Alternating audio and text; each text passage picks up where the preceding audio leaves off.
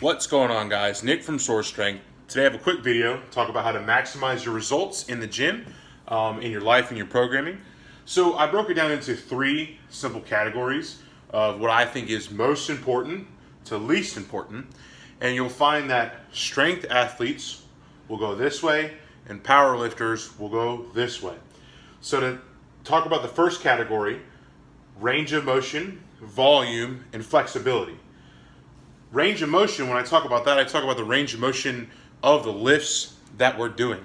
So in order to maximize your results, you want the biggest or greatest range of motion possible.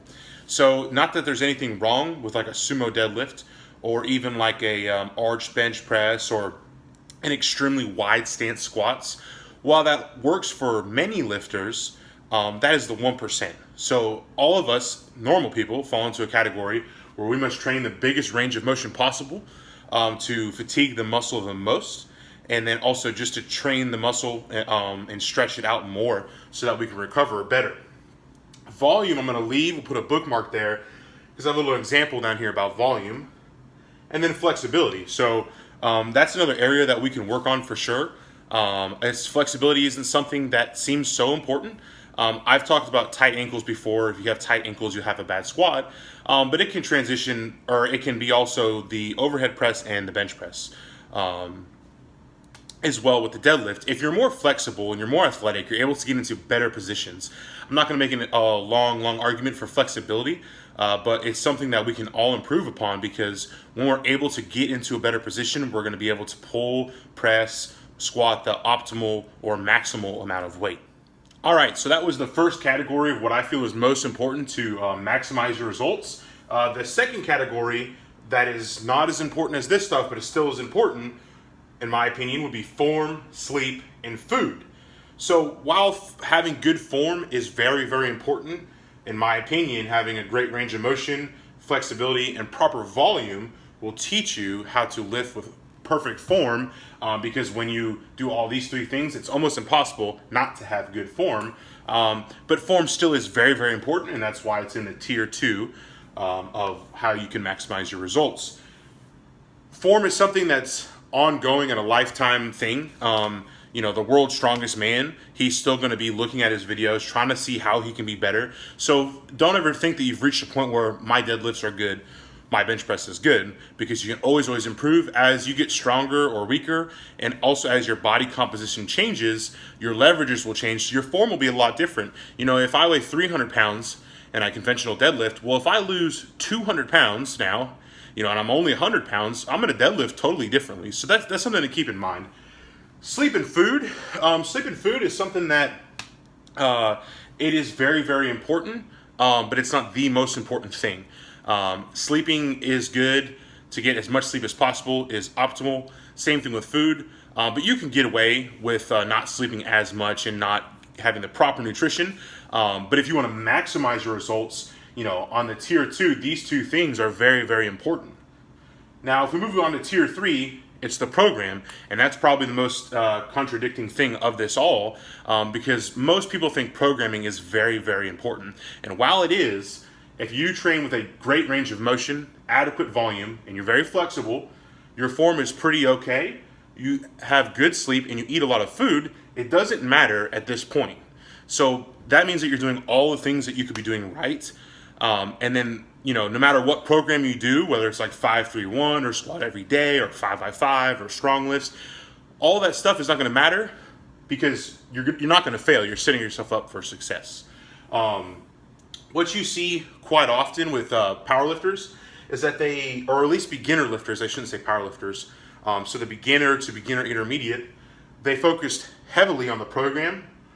Then they're they like hate themselves about their form, so they're always working on form and rebuilding all the time, and they focus on their nutrition, and then they don't work on the range of motion. So usually they'll do like a arch bench press, a wide stance squat, and things like that. Their volume, which we'll talk about it in a minute, is all off, and then they don't worry about flexibility. So you'll see like professional athletes and strength athletes will go this way on the scale, and then beginner lifters, quote unquote power lifters, that doesn't really matter, just beginner lifters will go this way. So they spend a lot of money in the program. They worry about their form a little bit too much, and they're not so concerned with these things, which in my opinion are the things that are going to help you maximize your results. All right, so last but not least, probably the most important thing of tier 1 would be volume. There's a big misconception with volume.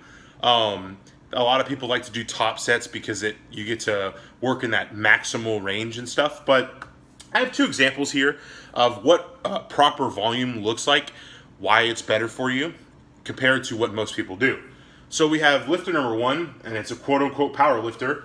Their deadlift 1 rep max is 405 pounds. I also have a strength athlete whose 1 rep max in their deadlift is 400 pounds or 405 pounds as well. So they're equal in strength.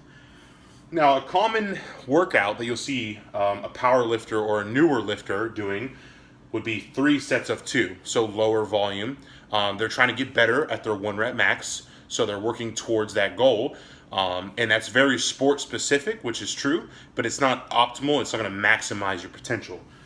Whereas with the strength athlete, you'll see them doing more 5x5, 3 sets of 10. They're doing as much volume as possible because they're not so concerned with building the strength, or testing their strength. When they're building their strength, that's how you get your strength, okay?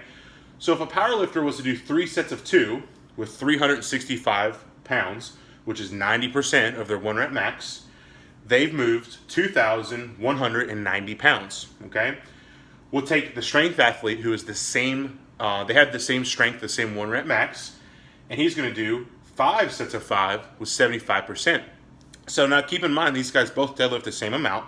This is a typical power lifter or new beginner lifter program where they have 3 sets of 2. So it's a lot of intensity or weight on the bar and not a lot of volume or work.